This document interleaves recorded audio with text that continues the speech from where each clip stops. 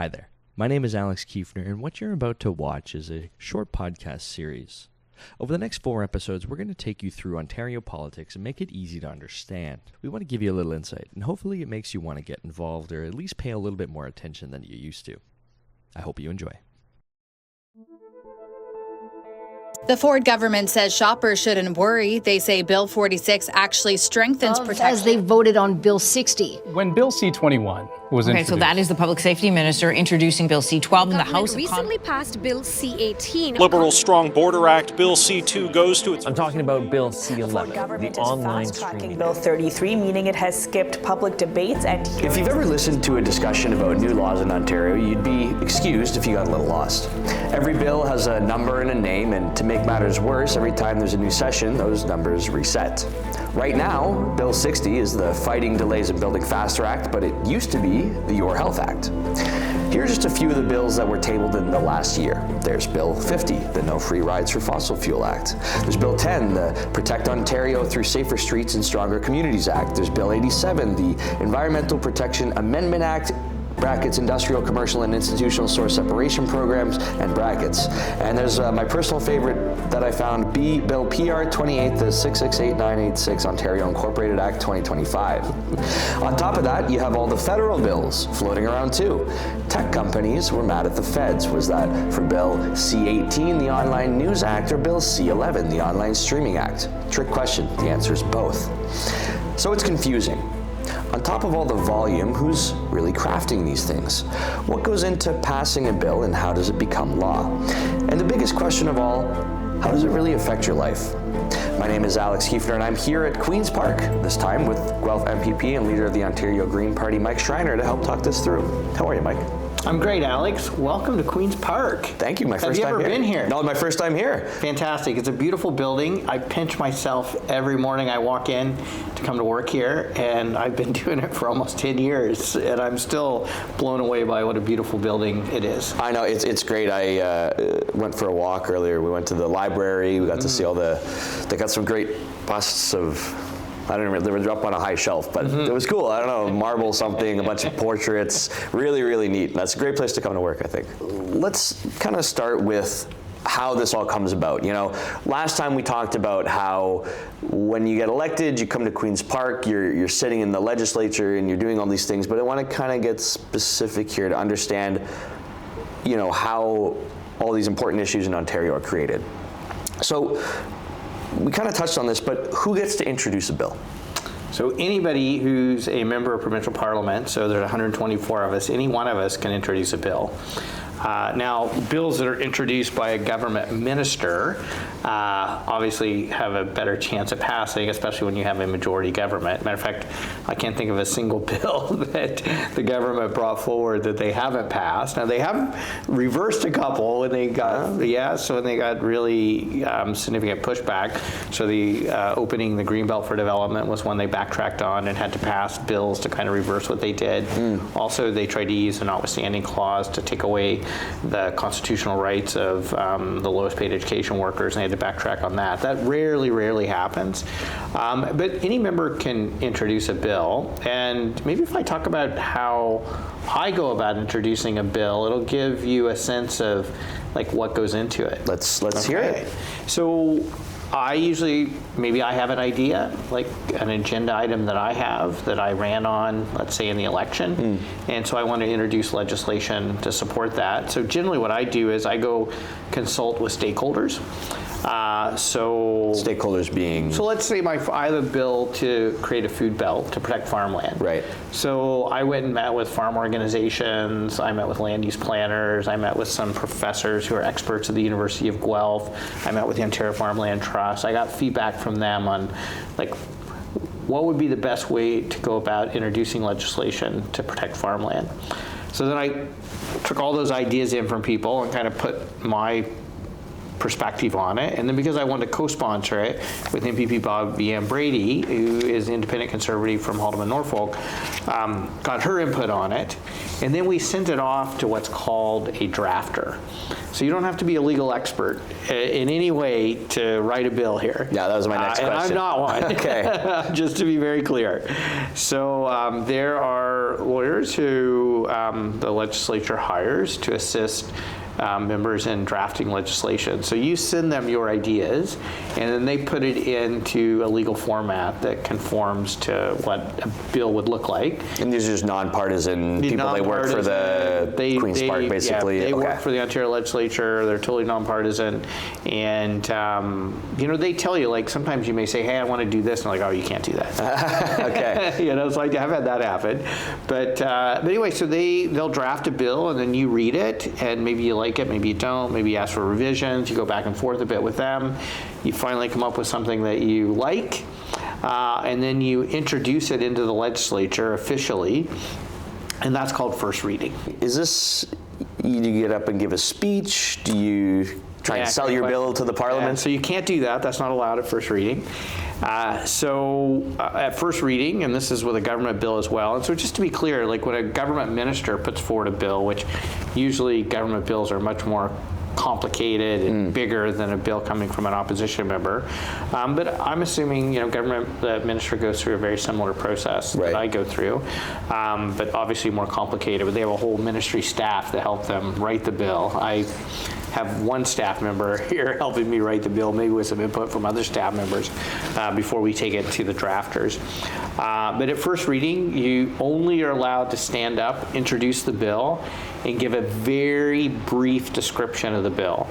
And if you start to explain the bill in some sort of advocacy way or partisan way or whatever, the speaker will likely cut you off and just be clear that you can only give a brief, kind of almost technical explanation of what the bill's about. Right, you could say it does X, Y, Z, do not color that language in any way. Okay. Exactly. Okay. Yeah. And then what happens? Usually there's an explanatory note. So when you introduce a bill, there's something that's called an explanatory note that the drafter drafts for the bill. And that's generally what I read at first reading, or what I think most members read, because it's kind of a very technical, nonpartisan explanation of what the bill's about. And if someone hears about a bill, those are usually published with the bill, right? Like you can usually find those explanatory notes. Oh yeah, they're published in the bill. Yeah, so if you ever hear about a bill, you could go and look at it online. If you read that, it's actually pretty comprehensive in general. Exactly. Yeah. So anyone can go to the Ontario Legislative website and look up any bill. Okay. So first reading, you go up, you read the explanatory note. Then what? So the speaker asks, who's in favor, who's against. Most people are 99% of bills pass first reading, no problem. And it's almost a formality, and it's almost like legislative decorum to say, you know what, we're not going to oppose a bill at first reading because every member has the right to introduce legislation. Occasionally, the government will introduce, and this has happened a couple times in the 8 years I've been here, the government will introduce a bill that is very controversial, that they've signaled ahead of time what the bill is going to be about. Maybe there's like significant opposition to it. An example of that would have been when the government right after it was elected in 2018, if you'll recall, the Ford government passed legislation that cut Toronto City Council in half. And it was passed like literally in the middle of the municipal election. Yeah. Like the election had already started. Like it was like unbelievable what the government did.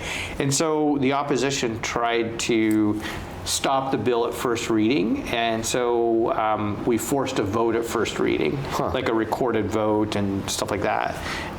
That rarely happens, but occasionally it will on a very controversial bill. So first reading happens, and then that second reading is way down the line? So it depends. So on private members' bills, at the beginning of every parliament, they draw names out of the hat, so to speak. A literal hat? I think literally they draw the name. I don't know if it's out of a hat or not. Anyway, your names are drawn. Yeah. And each MPP who's not a member of cabinet is assigned what's called a ballot date. Okay. And that's the date that you have the power to call what's going to be debated during your ballot date. And so, like right now, I have multiple bills or resolutions, so you can put forward a non-binding resolution that calls on the government to do something. You can call any of those for debate on your ballot date. And government bills, on the other hand, are called by the House Leader for debate. And the House Leader could call a private member's bill for debate, and occasionally that does happen. But most of the time when the House Leader gets up, and they'll say, okay, we're going to debate G40, right, which would be Government Bill 40. Okay. And so government bills are bills that are introduced by ministers. And that's the primary action that happens here. Private members' business happens in the evenings at the end of the day, starting at 6 o'clock. Right. It's like the last thing we do for the most part.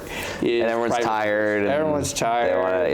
Not that many people are in the chamber. Yeah, okay, I was going to ask that usually, too. remember, I think we talked about receptions in the previous podcast. So they got stuff to do. Off to the receptions. Yeah, so they don't want to sit around and debate your bill, basically. Yeah. But you know what? There's always got to be quorum, so there's always enough people in the House for quorum. And the recognized parties have to have a certain number of people in the House to make sure quorum is achieved. Those of us who are not part of a recognized party, we can come and go as we please. Okay, so there's some advantages to it. There is. Yeah, it's not bad. When you do this second reading, this is where the debate happens. This is where the first debate happens, yes. People that are in the House, they've read the bill, they know about it.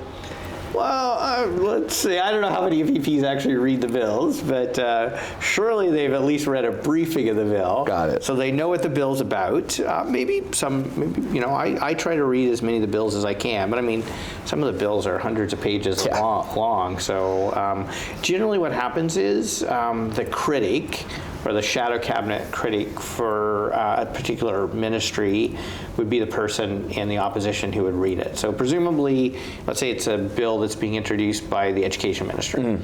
So presumably the education minister knows what it's about. One would hope. Yeah.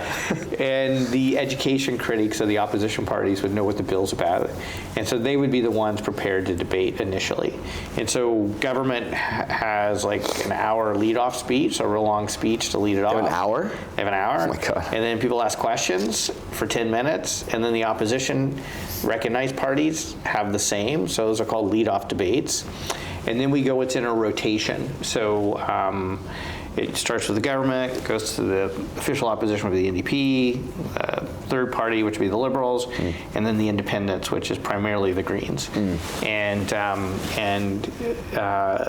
debate includes you getting up and giving a speech about the bill, what you like, don't like about it, blah, blah, blah. And then other members in the House have 10 minutes to ask you questions. And so, like, they'll usually have about a minute to ask a question. You get about a minute and a half to reply. And then they rotate to another party for them to ask a question. You reply. And it does a rotation like that. And that, to me, sometimes is the most interesting part of the debate, is the back and forth and the question and answer. And when I debate a bill, I love responding to the questions. Usually that's the most fun. Well, I was going to say 10 minutes seems like a really short amount of time for that. That feels like the... Though I tell you what, though, if people ask you tough questions, it can feel like a long time, but it goes fast. It does go fast, And so it usually it's 6.5 hours. So the government has to allow 6.5 hours of debate to happen on any bill. On any bill before it, not private members' bill, sorry, that's... okay. Any government bill... Gotcha. Has to have a minimum of 6.5 hours of debate before the government can closed debate. Now, sometimes the debate goes longer than 6.5 hours. And that's fine. But that's the minimum before the government can move to end the debate. Okay, so that second reading is a debate. Do you do a vote after that? We do. Okay. So then there's a vote, and if the bill passes, then it goes to committee. Okay. So the second reading debate is you're debating... sometimes people are just like, I oppose this bill, blah, blah, blah, get rid of it. Other times you might get up and say, I like these things in the bill, but I don't like these things, so, maybe I'll allow it to pass because I want it to be amended at committee, or I hope the government fixes it at committee.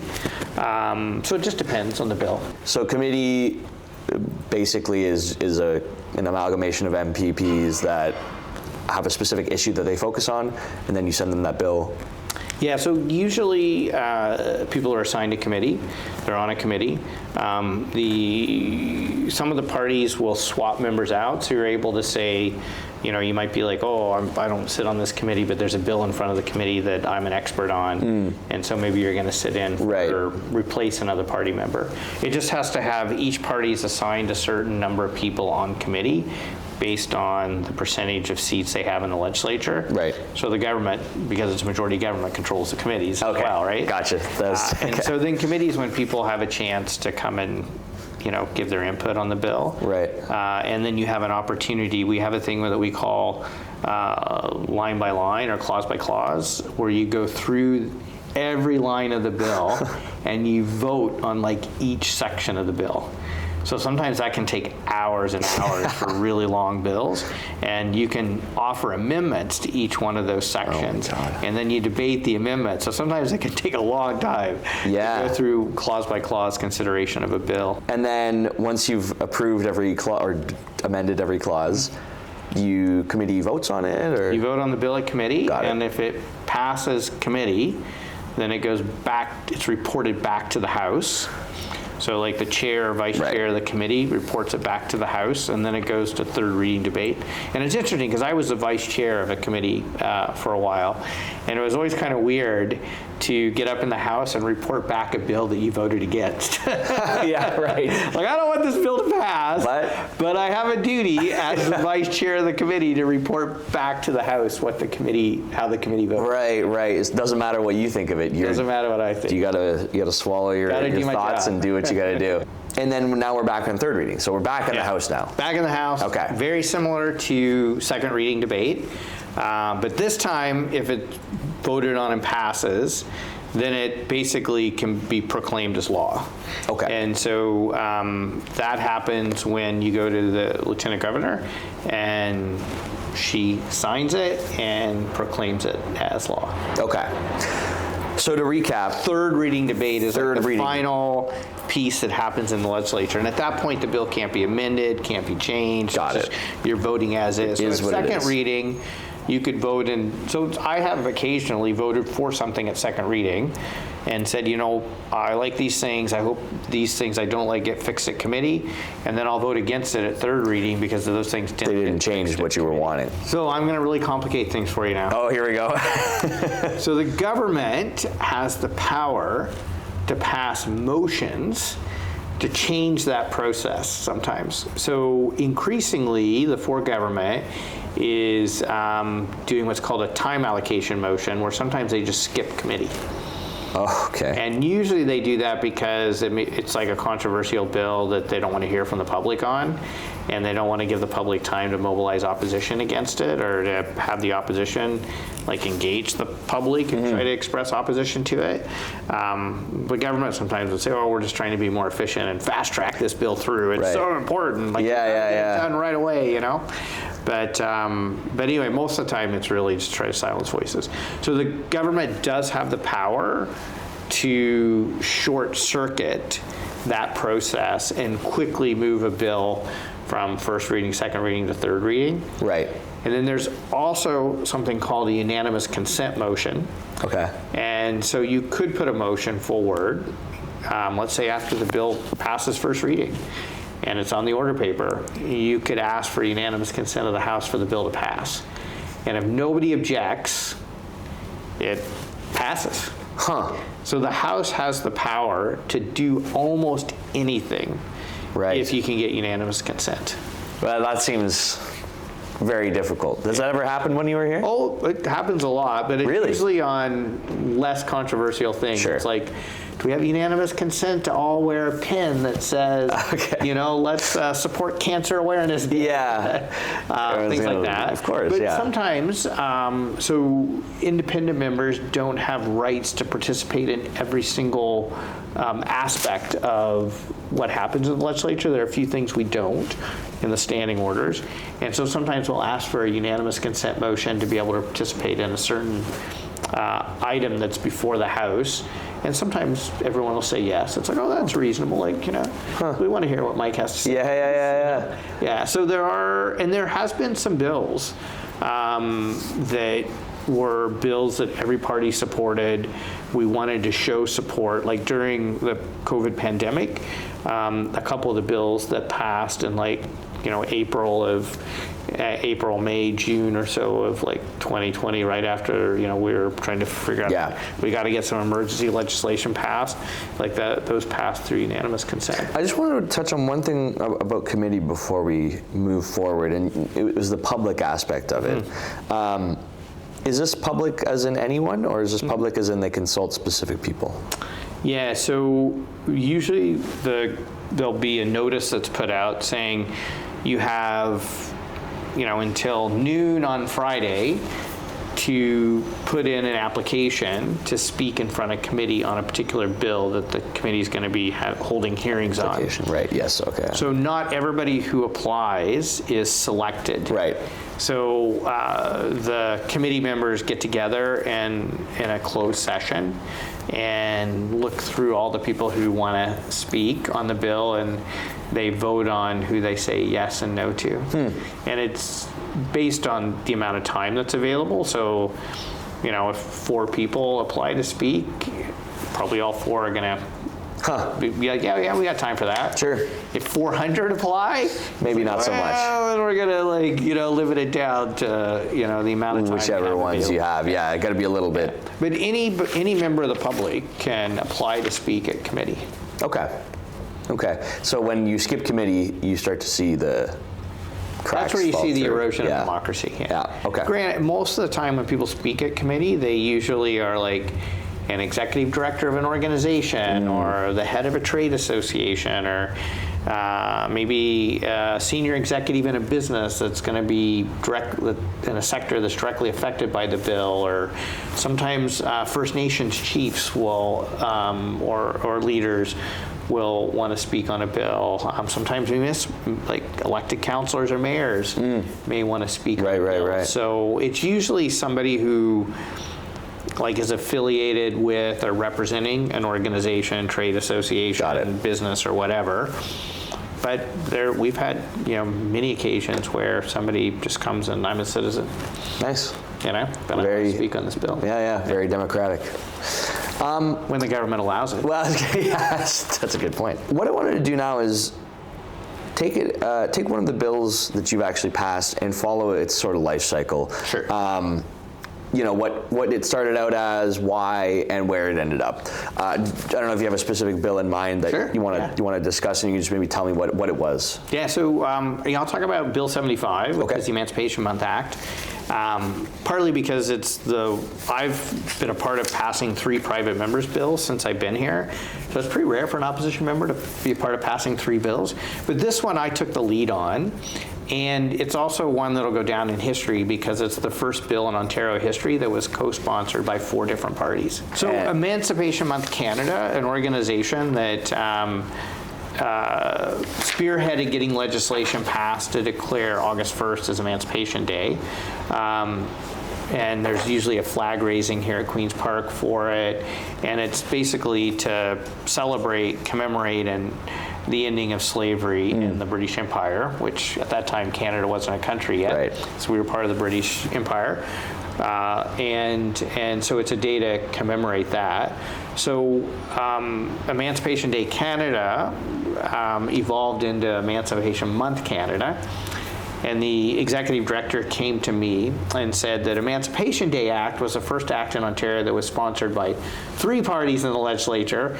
And now that there were 4, they wanted to be the first to have 4. And they also felt that it was important to have a whole month, because a lot of people in Canada don't even think of the fact that we had slavery here in Canada. No. And because we sort of think of slavery as a U.S. thing, American institution, So what? We should have a whole month where we talk about the fact that there was slavery on our soil and what is the legacy of slavery, and how has that led to systemic discrimination and racism and et cetera. But also a chance to celebrate the freedom fighters, slaves themselves, who worked really hard and fought for their freedom and to honor that and commemorate that. And so the executive director came to me and said, okay, Mike, one, we've heard you speak on these issues, and you seem like you're a pretty good guy, and you've shown up ever since you've been elected to all the flag raisings. And we talked to the Guelph Black Heritage Society, and they say you're a big supporter. So, and we've been told that if anyone in this legislature can get all 4 parties to agree on something, you're the person. Nice. So I said, I will take on this challenge. I will be happy to take on this challenge. So I had them send me like a draft of what they wanted to see in the bill. Right. So then I took that to somebody in the NDP, the Liberals, and the Conservatives, who I thought would be open to co-sponsoring the bill. Mm-hmm. And they all agreed to co-sponsoring the bill. But some of the feedback I received from a couple of the members was like, we'd like to make some revisions to this wording. I'm like, I'm good with that. Okay. So we all worked together and we revised the bill and wrote it in a way that all 4 of us were comfortable with. I took that back to the executive director of Emancipation Month Canada, and he's like, I really want these 2 things or these 3 things in the bill. So I went back to everyone else. There was a bit of back and forth. We finally landed on something everyone was happy with. And then the drafter, we took it to the legal folks. Yep. Our friends. They drafted the bill. Yeah. Our friends drafted the bill to make sure all of our I's are dotted, T's are crossed, we meet all the legal requirements. Had it translated into French. I should have mentioned that. Yes, every of course. bill very important. Is introduced in both official languages. And then I introduced the bill. So then on my ballot date, remember I told you we draw our date? Yes, right. So the bill is Bill 75. So I called Bill 75 on my ballot date. And we all debated it. And luckily it passed second reading. Nice. And then it went to committee. So oftentimes private members' bills go to committee and die. They just never come back. They never come back from committee. That's right. That happens a lot with private members' bills because there's only so much legislative time. The government's obviously they control the agenda. They're going to prioritize their own bills. Right. But one thing that happens here, and it's usually at the end of the spring or fall sitting, so on the last couple days, all the parties negotiate a few private members' bills that'll come back for third reading and likely pass. Right. And so I was able to work with the government House leader, and at that time the House leader was Paul Calandra, and his credit, he was like, yes, this is a bill that, the government thinks would be great if it passed, if the amendment. So they agreed to call the bill for third reading. So remember I said the House leader usually will call a government bill for debate. Occasionally they'll call a private member's bill for debate, usually at third reading. And so the bill was brought back for debate at third reading, past third reading. And then it was a pretty special moment. Like I got to go into the Lieutenant Governor's suite and be there when the bill was proclaimed and signed by the LG. And my 3 co-sponsors were there as well. Right. And I have a signed copy of it hanging up in my constituency office in Guelph. And that became the first bill in Ontario history that all 4 political parties in the legislature co-sponsored. Wow. And there we go. Has it been done since? It has. Okay. So I was one of the co-sponsors of the second bill that went through the very similar process. In this case, the lead person was MPP Lucille Gillard, who is a Liberal member from the Ottawa region. And it is to forgive the debts of survivors of human trafficking. Okay. A lot of women who are trafficked, their traffickers incur lots of debt in their names. Right. And then it becomes hard to get a student loan or a car loan or a mortgage, anything or really, apartment, anything, because your credit score is trash. Absolutely. So that bill. So when you ask, like, how does a bill affect your life? Well, I can't tell you how many women who are survivors of trafficking who have come up to me and said, "Thank you for being a co-sponsor of this bill and helping get it through Parliament because."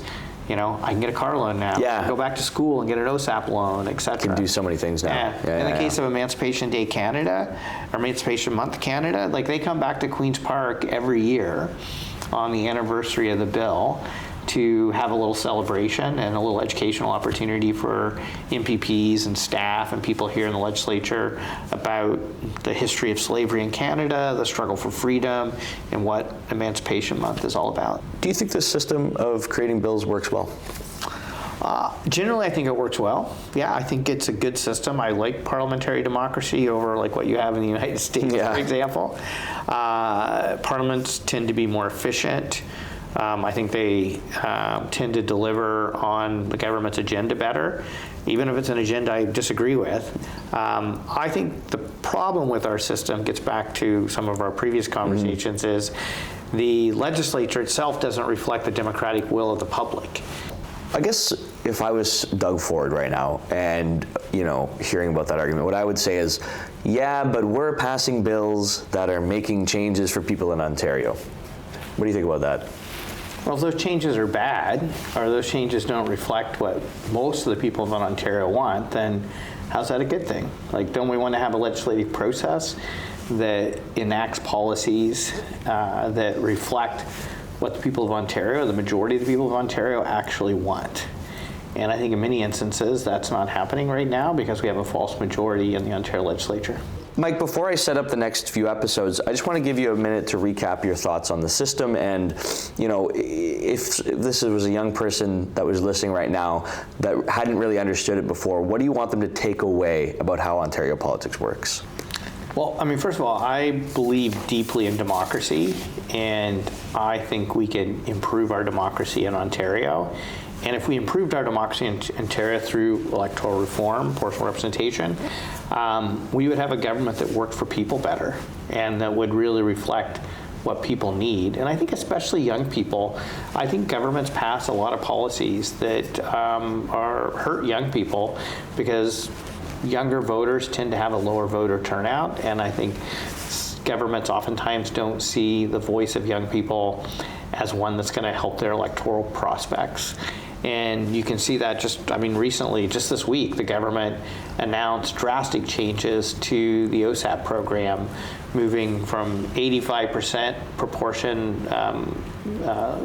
grants to loans to 25%, which means a ton of young people now are going to be graduating from university or college with significantly higher debt levels, and they're going to be going into an economy with historic 16.5% youth unemployment and the worst housing crisis in the province's history. All policies results of policies from the Ford government. And so I would say the Ford government clearly is a government that doesn't take the interests of young people into account.